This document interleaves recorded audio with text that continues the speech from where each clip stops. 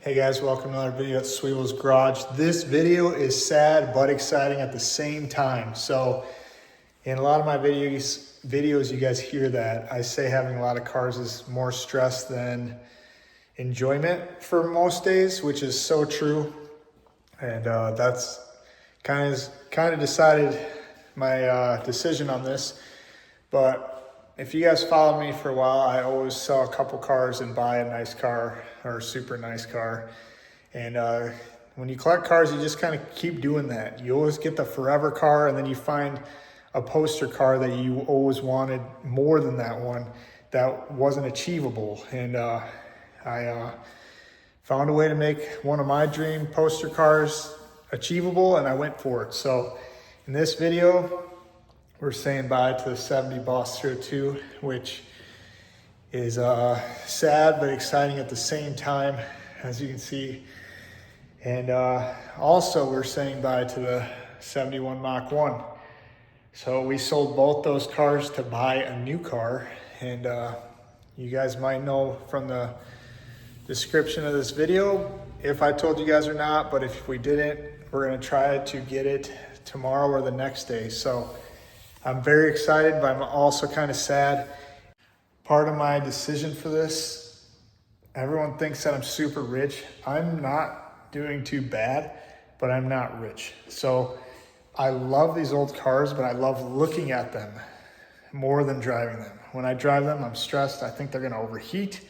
If I blow the Boss 02 up, it is literally depreciates $40,000 because it's all numbers matching. So you can't beat on it, and you got to worry about blowing it up. So it's like a lot of stress driving it. They kind of rattle. They're just not your new car. You know, you got to always maintain them, put money into them, blah, blah, blah. So I decided to sell them now while I think the value is there. Because in my personal opinion, I know this is beat like a dead horse on everybody's channel and conversations at home. I think the muscle cars are going to drop in price the next 10 to 15 years. I'm only 36, so I can get one of these later on down the road. And you'll see, I sold these to get a newer car, not brand new, but it is a car that will never depreciate and it'll always go up in my opinion. And that's kind of why I did it. So I had an easy buyer for both. I didn't even have to list them. He bought the pair. He will love and enjoy these things way more than I did. And he has a Boss 429, so now he has a Boss 302. And like I said, they're going to a good home, and we will get another one some other day. And that's all I'm gonna say. Let's get this Boss out to give it a bath. Just cleaned it up, guys. Looks awesome. I'm gonna miss this thing. So if I ever do get one that I choose, I want a Hugger orange with the shaker hood or a grabber blue again. But we were gonna put the shaker hood on this, but like I said, it brings its value down this day and age. You gotta keep it original. But she was a fun car. And we got the Mach 1 all cleaned up, guys. It's an M Code, very nice car. And they're both going to the same home. So he loves this body style the most. He basically wanted the Boss because it's grabber blue and he has a Boss 429 at home. So they're gonna go to another Mustang fan collection. And I'm definitely gonna miss both of these, but I will definitely not think about them when I'm driving the new one that we're gonna go get. So stay tuned for that in this video. Also, please drop in the comments, either now or later, if you think I'm stupid for doing this. But right now, let's just check out what we're gonna be still keeping. Got the 79 pace car. We have my wife's 65 I'm redoing black. We have the 07 NASCAR Super Snake with the 725 horse option. We still have the 65 Fastback, which I don't think I'll ever plan on selling. And then we have the 84 GT350. And then at home, we have the DSG Terminator and the Hulk. So we still have quite a few. I kind of got to update this. When I sell them, I put them over there, but guess what? That guy might be going over here. Just a little hint. But let's Go home and get the titles to these bad boys. There he is. Look at that timing. I just got here. He's here. That's quite the rig.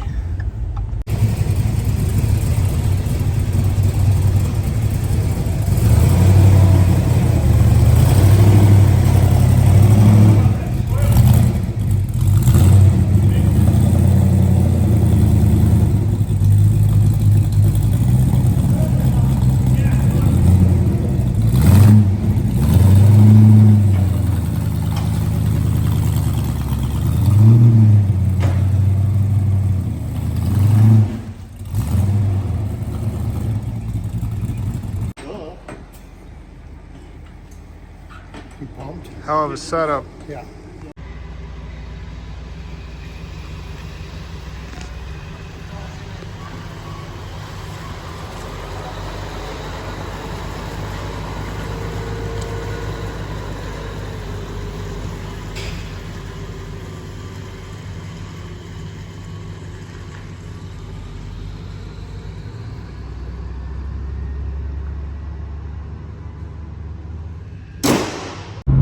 Well guys, you seen we sold the cars last night, so now we're driving to Omaha, Nebraska right now. We tried to go to Cars and Coffee this morning, but it was a cluster crapshoot. So they let whoever they wanted in and they pushed us back 3 times, and we were over it after waiting an hour and a half in line. And we would have waited another 45 minutes. So we just called it. We went home, got the truck, going to get the new fancy car, making a family trip out of it.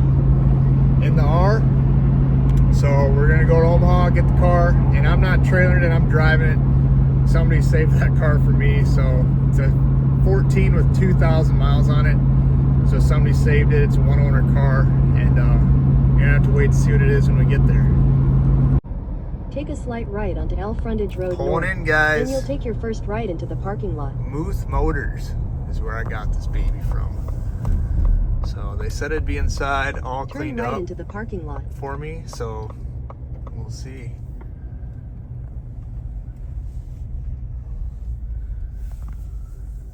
Let's go inside and see what it is.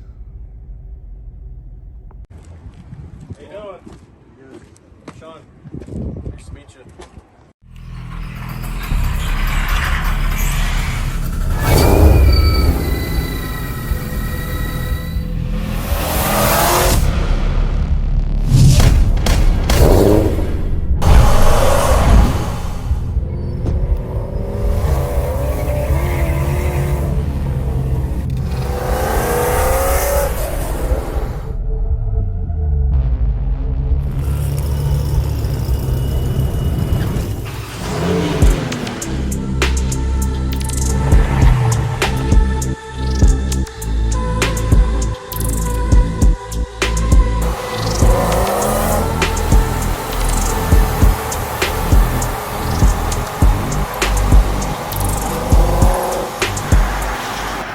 Yeah, you're fine. Car we've ever bought or sold.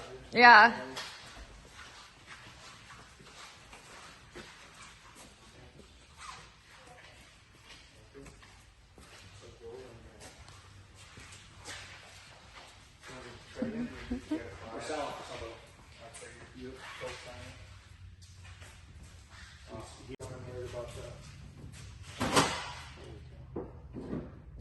Okay, look how big the blower is. So I have an 07 Super Snake. They had a 2.8 bell. This is a 3.6. Yeah.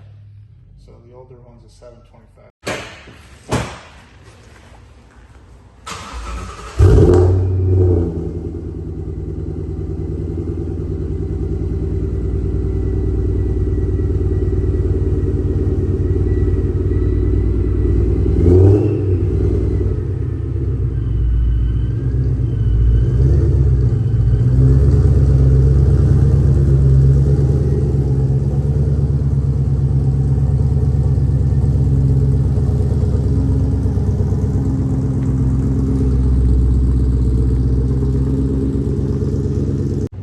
Alright guys, here it is.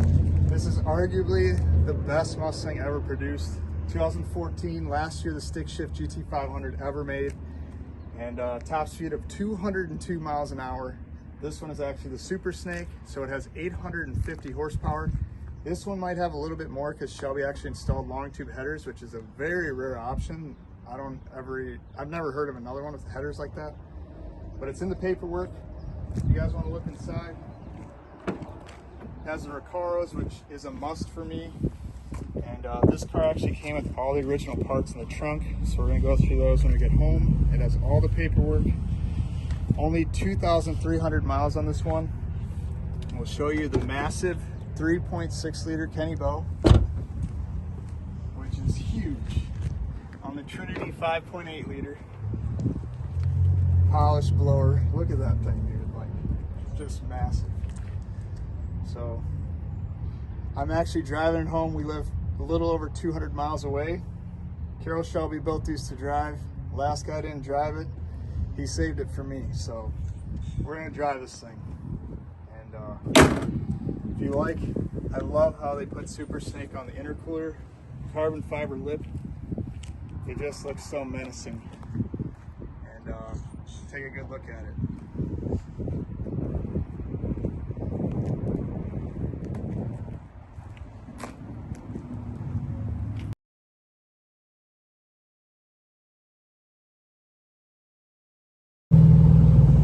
Stay in the middle 3 lanes and go past this exit.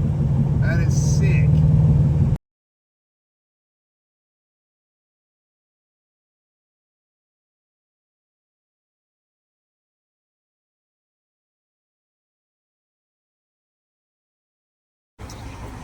Well guys, we made it halfway home. Look at this. Sorry, David. If you didn't know, David's the guy that saved this car for the next guy, which is me. And we've already put over 100 miles on it. So it's pretty fun so far. It's getting 20.1 miles per gallon or something, 21 miles a gallon, which is really good, I think. So we're gonna fill her up. The light's already on. How's the R? You like it? Well guys, it's the next day. Got the Super Snake home. I was excited. My friends wanted to see it, so we went and drove around when we got home. And like I said, we had to put some miles on her. So like I told you guys before, it's a 2014 Super Snake. It had 2,100 miles on it when I bought it. It now has 2,500 and some, which is, to some of you, is crazy. I understand and respect what this is, and I respect David for not ever really driving it. And last night we did the math. 12 years old, 2,000 miles. It comes out to like 166 miles a year. So I already like put 400 and some on it. But like Carol Shelby said, they are nice to look at, but they're better to be driven. And if you own one of these and don't drive it, then what's the point, in my opinion? I totally get if somebody crashes into it, the parts are obsolete. I understand the risk to reward, but it is so fun to drive. I love the car, so we're gonna keep driving it. But let's go around it and show you the conditions it's in, so you guys can understand why I'm so happy about it. Here she is, guys. Like I said, she's basically brand new. There isn't like a chip anywhere. And it is very, very pristine and taken care of. One thing that I've noticed, if you guys have owned an 07 through 09 or this body style, the hood on this thing feels like it's 300 pounds when you open the car. The hood, I mean, it's insane. But the sterling gray is just amazing looking. Painted side skirts on the 1314s just look so good.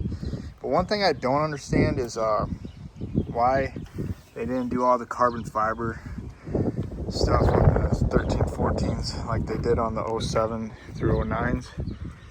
But looks amazing. This does have the billet Watts links on the bottom. You'll see all the stickers and paint marks still.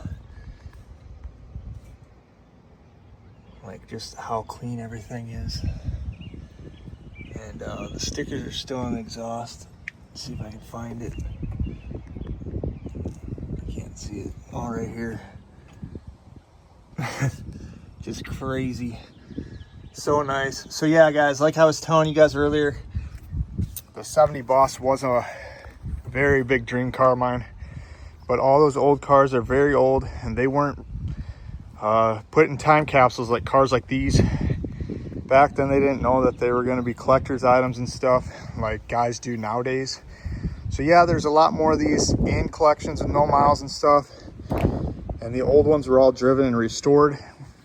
But to get one of those old cars in this condition is unheard of. And to make them into this condition, a restored car is never like a factory one. So with how picky I am, I would rather buy a car like this and keep it this nice and wash it when I get home and make sure I don't get it all chipped up, rather than trying to make a 6-year-old car as nice as I can. And at the end of the day, this is way more enjoyable to drive, more reliable. The list goes on and on, but let me grab the keys and unlock it.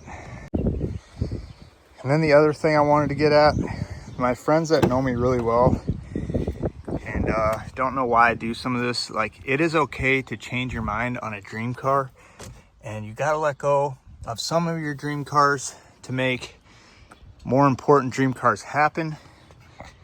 And I think in the next 10 to 15 years, the old muscle cars are just going to keep losing value.